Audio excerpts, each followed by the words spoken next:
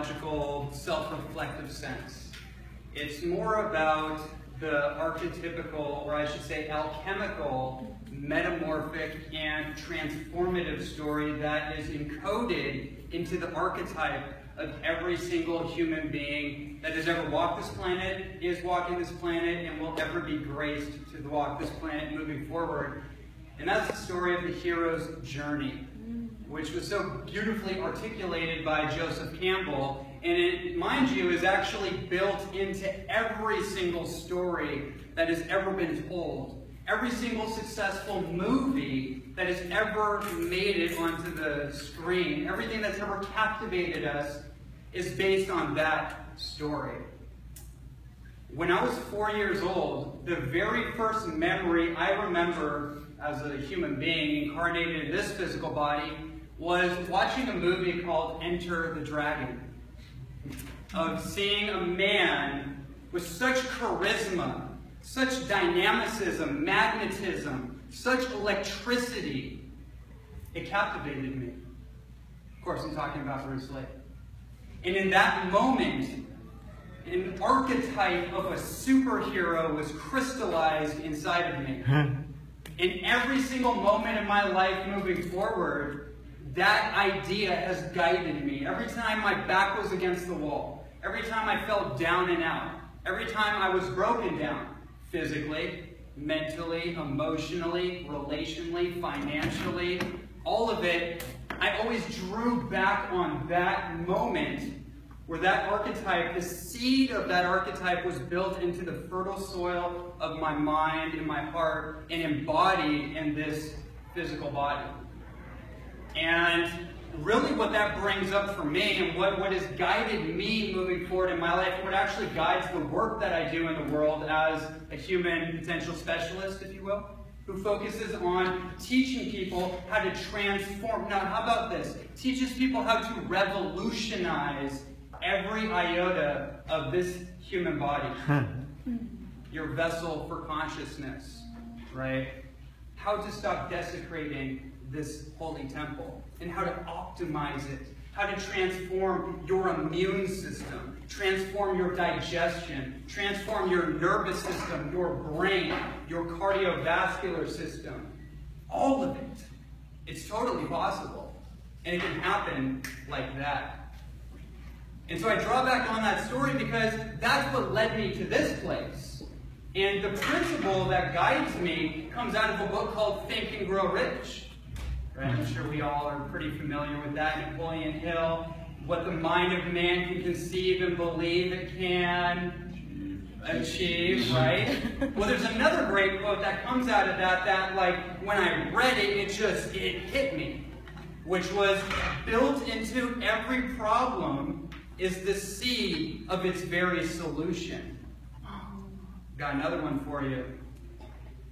Any problem that you have in your life, water will dissolve it into a solution.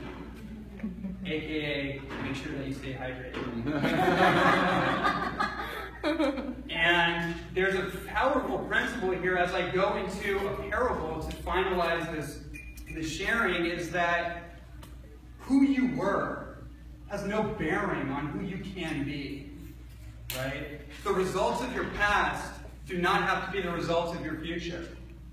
Who you were can be a distant memory placed into the ash bin of history forever, never ever to be talked about ever again, if you choose that.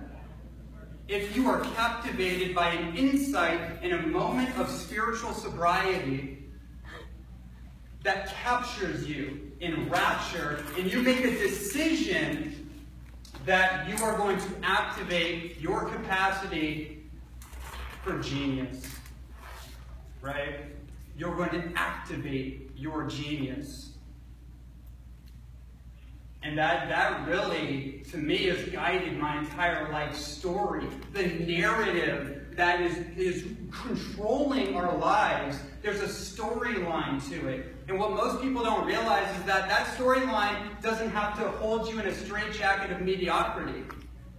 You can emerge out of it like the butterfly coming out of the chrysalis. So let me finalize this by just sharing the parable of the butterfly because it's so fascinating, right? It's such an amazing idea. How does a butterfly become its perfected phenotype? Phenotype being the physical characteristic, the physical expression of anything. How does it become its perfected self, its alchemical perfected self? Well, it starts off as a caterpillar. And what is a caterpillar? A caterpillar is an organism that consumes 300 times its needs, otherwise known as an unsustainable model, right? But what's interesting about that, evolutionarily speaking, is that that caterpillar has to go into the chrysalis. And you think if you buy into the whole entropy theory, everything is subject to death, decay, and doom and gloom, and everything's going downhill, you're just like, oh, that caterpillar's dissolving and it's dead, it's gone. Ashes, it's doomed. But something interesting happens, doesn't it? Out of the ashes, out of what once was, something emerges out of it. And that we call a butterfly. And what does a butterfly do naturally? It flaps its wings. Is it stuck? Does it have one foot in the chrysalis? Worrying, doubting, concerned about, okay, well, I don't know if I need to get a flying instructor because I don't know if I can do it. No. It just naturally emerges because that's its evolutionary blueprint, otherwise known as an imaginal cell. Imaginal cells, if you study Bruce Lipton's work, your genes do not determine your destiny. That entire statement, his entire work is based on the principle of imaginal cells. Every single biological organism under the sun, including us, has encoded in our biological blueprint imaginal cells. And what imaginal cells are, is they are the evolutionary impulse built into our biology for growth, development, and evolution. But here's the key. For us, because we have free will, we have to choose it. We have to participate in our own evolution.